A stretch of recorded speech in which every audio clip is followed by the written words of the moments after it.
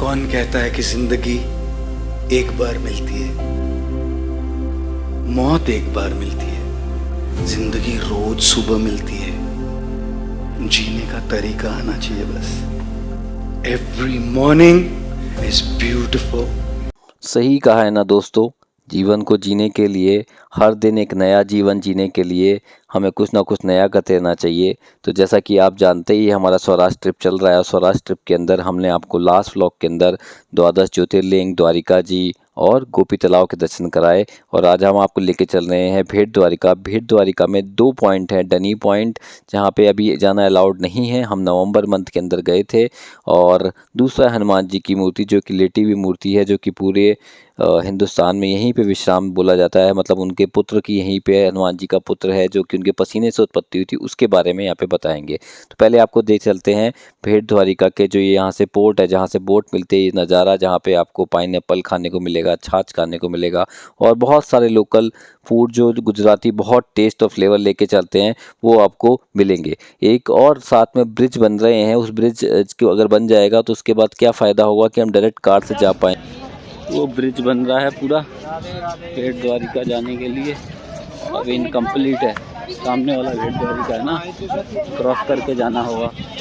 तो ये चल दी भाई देसी स्टाइल में बोट, और गुजराती वॉइस मुझे तो बहुत स्वीट लगती है। आपको भी सुनाता हूँ। जब ये लोग मांगते हैं, बोट का भाड़ा 20 रुपये है। अभी आपको देखता हूँ ये लोग कितना मांगते हैं, पर बहुत सुंदर, बहुत अच्छा लग रहा है दोस्तों। तो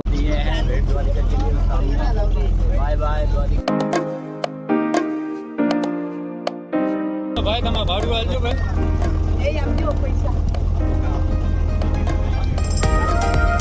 बोट की सवारी का यात्रा का शुल्क है 20 रुपीज़ पर पर्सन। और ये जा रही है हमारी बोट देसी स्टाइल में, दुक दुक दुक करते पहुँच गए ये अपना इलाके में भेंट द्वारिका। करीब 15 से 20 मिनट का टाइम लगा। बोट को पार्क कर रहे हैं। 2 ही पुल बचे हैं, एक ये और एक ये, मतलब 2 इसको कनेक्ट करने के बाद डायरेक्ट बाई कार आ सकते हैं। यहाँ पे काफ़ी लोग वेट कर रहे हैं जाने के लिए भी। चलो रश्मि जी।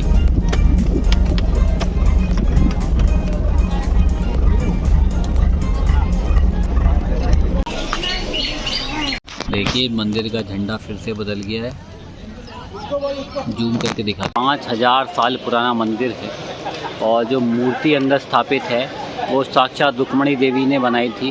जब दुर्वासा ऋषि ने उनको शाप दिया था तब वो मूर्ति बनाई गई थी, और उसको हम दिखा नहीं सकते क्योंकि वहाँ अलाउड नहीं है। तो इस रास्ते से हम बाहर जाएंगे।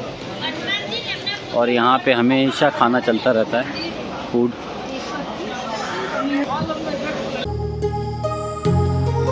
My heart rages around like an ocean in my head, because there are so many things that I left. यहाँ से मंदिर के दर्शन होते हैं जो कि 12:30 बजे बंद हो जाते हैं। दोस्तों दर्शन करके वापस आ चुके हैं, वापस नदी बीच पे। करीब 11:30 पौने 12 हो गए थे। गए आराम से, भीड़ नहीं थी आज और अच्छे दर्शन हो गए। इम्पॉर्टेंट बात यही है कि जब हम प्लान करते हैं जर्नी का तो पता नहीं होता अनसर्टेनिटी। सुबह के टाइम हमने थोड़ा सा लेट कर दिया था, फिर उन्होंने बताया कि पहले 2 रूट हैं वहाँ जाने के भेंट द्वारिका के, जो कि पूरा सर्कल पूरा करता है। एक सर्कल में पहले आएगा आपको महादेव जी का द्वादश ज्योतिर्लिंग। जब वहाँ पहुँचे तो वहाँ पे अच्छी से पूजा हो रही थी। वहाँ पे आप नाग नागेश्वर को दान दे के अंदर जाके आराम से पूजा कर सकते हैं। अब नाग नागिन को, राइट, तो नाग नागिन को हमने वहाँ पे दान दे के अच्छे से पूजा करने का सौभाग्य मिला, तो वहाँ हमने पूजा करी। और उसके बाद जो है मतलब टाइम तो लगता ही है क्योंकि वहाँ पे जो है लुंगी पहन के जाना होता है, जैसे आपने देखा ही। तो हमें पैंट उतार के लुंगी पहननी पड़ी वहाँ पे, जो हमने पहली बार किया। महाकाल मंदिर में भी होता है, पर वहाँ पे भीड़ की वजह से कभी सौभाग्य प्राप्त नहीं हुआ। नागेश्वर धाम में हमें सौभाग्य प्राप्त हुआ, वहाँ हमने नाग नागिन चढ़ाए और अच्छे से पूजा हुई। फिर उसके बाद गोपी वाले पे दिमाग में टेंशन थी कि मेरी फटाफट जो है चलना है, जल्दी चल के पहुँचना है, तो इसलिए जो है हम लोग फटाफट वहाँ से जल्दी वहाँ से भागना शुरू कर दिया हम लोगों ने। और फिर यहाँ पहुँचे, बोट में बैठे, 11:30 पौने 12 तक पहुँच गए। अच्छे दर्शन हो गए, है ना रखिएगा। फिर हमने अपना जो है खाना वाना यहीं पे खाया और अब हम चलते हैं वापस। आगे एक हनुमान जी का मंदिर है जो कि विश्व में एक ही मंदिर है, वहाँ भी आप जा सकते हैं, 5 किलोमीटर आगे है। और वहाँ पे एक डैनी पॉइंट करके जगह है जो अभी बंद है, एक बीच टाइप का है। और यहाँ पे काफ़ी सारे 2 डेज़ 1 नाइट के पैकेज टाइप के हैं जहाँ पे आप बहुत सारी स्पोर्ट्स एक्टिविटी टाइप की कर सकते हैं। तो ये चीज़ें आप एंजॉय कर सकते हैं यहाँ पे भेड़ द्वारिका के अंदर। चलिए नज़ारे आपको दिखाते हैं।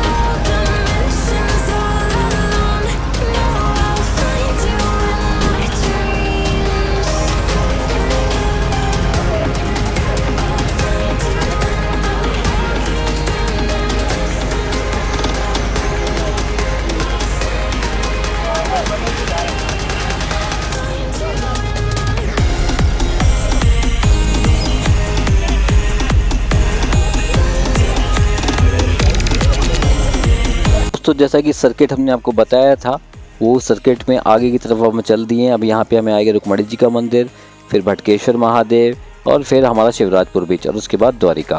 तो अब आपको ले चलते हैं रुक्मणी मंदिर और उसके बारे में आपको बताते हैं। तो पहुँच चुके हैं रुक्मणी मंदिर, जो कि जब हम भेड़ द्वारिका से द्वारिका की तरफ आ चुके होते हैं तो ऑलमोस्ट द्वारिका के पास में पड़ता है। और रुक्मणी जी के मंदिर की कहानी ऐसी है कि दुर्वासा ऋषि को श्री कृष्ण भगवान ने और रुक्मणी जी ने अपने घर में इनवाइट किया था तो खाने पे। तो दुर्वासा ऋषि ने बोला कि आप मुझे मैं आपके घर तब चलूँगा जब आप दोनों मुझे साथ में लेके चलोगे और आप दोनों उस घोड़े का मतलब घोड़े की जगह आप रथ खींचोगे। तो जब रुक्मणी जी और श्री कृष्ण भगवान रथ को खींच रहे थे तो उस समय रुक्मणी जी को प्यास लगी और उन्होंने जल की इच्छा जाहिर करी। अब चूँकि ये सूखा शहर था तो ये पीछे आप देख रहे हैं रुक्मणी जी का मंदिर। तो श्री कृष्ण भगवान ने अपने अंगूठे से दबा के जल निकाला और रुक्मणी जी को इतनी तेज़ प्यास लगी थी उन्होंने जल को पी लिया। दुर्वासा जी को ये बहुत ख़राब लगा, उन्होंने इनको श्राप दे दिया था कि 12 साल तक आप दोनों अलग अलग रहोगे। मतलब रुक्मणी जी को दुर्वासा जी से पूछना चाहिए था। तो ये कहानी है। रुक्मणी जी को यहाँ पे रखा गया था। रुक्मणी जी ने इस दौरान ही जो मूर्ति बनाई थी वो भेड़ द्वारिका में रखी हुई है, जो अभी वहाँ पे स्थापित है भेड़ द्वारिका में। सुदामा जी ने वहाँ पे चावल चढ़ाए थे इसलिए उसका नाम भेंट है, और गुजराती लोग भेंट मतलब आयरलैंड को बोलते हैं इसलिए भेंट है। ये दोनों कहानियाँ हैं। तो चलिए दिखाते हैं आपको रुक्मणी जी का मंदिर। रुक्मणी जी का मंदिर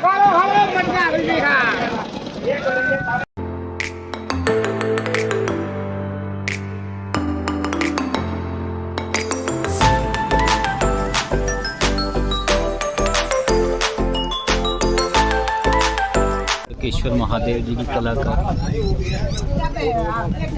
मित्रों देखिए क्या कारीगरी करी हुई है रुक्मणी जी के मंदिर के ऊपर। और ऊपर जैसे श्री कृष्ण भगवान जी का झंडा फहरता है ऐसे ही रुक्मणी जी के मंदिर पे भी झंडा फहर रहा है। अगर थोड़ा पास में जाएं तो हम देखते हैं कि यहाँ पे काफ़ी डीप कारीगरी हुई हुई है। स्त्री पुरुष हैं कि क्या है, दर्शिका यहाँ पे महादेव के मंदिर हैं। इनको इलोबरेट करने के लिए भी तो कुछ चाहिए। कैसे बनाती हैं ये, और ये नीचे हाथी वगैरह बनाए हुए हैं।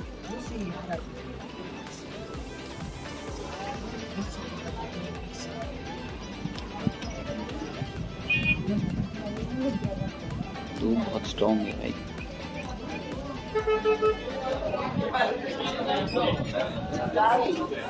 ये चौकी वाला हनुमान जी।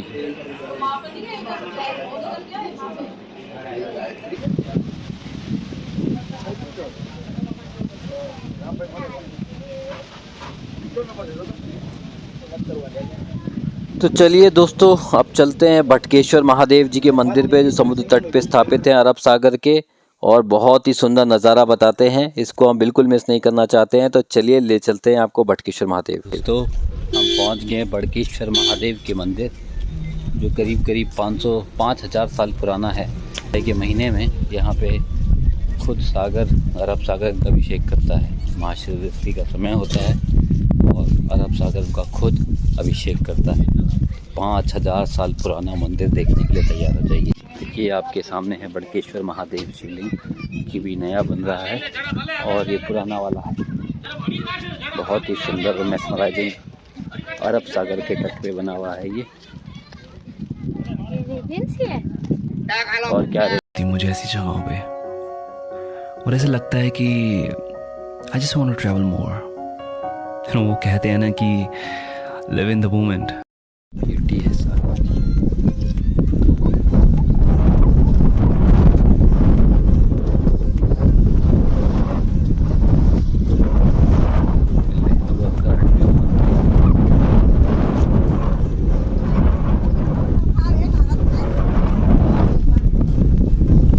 काफी बड़े बड़े पत्थर कहाँ से आ जाते हैं यहाँ पे हैं?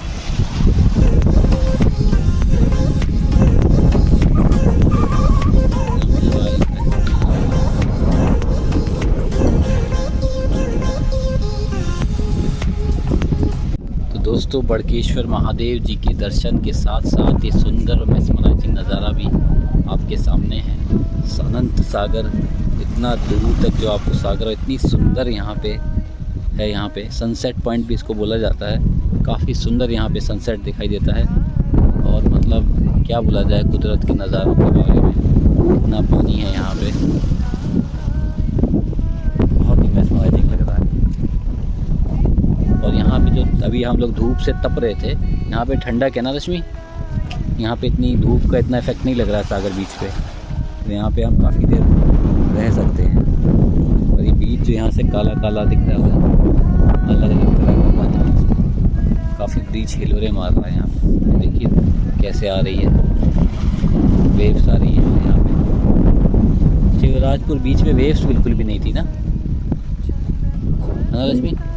शिवराजपुर बीच में वेव्स भी नहीं थी बिल्कुल भी। यहाँ पे वेव्स आ रही है ना अच्छी खासी। तो यहाँ तक पूरा पानी आ जाता है दोस्तों जून जुलाई के महीने में। अभी जो है यहाँ पे सूखा हुआ है, पानी नहीं है। तो जून जुलाई के महीने में सागर पूरी कल से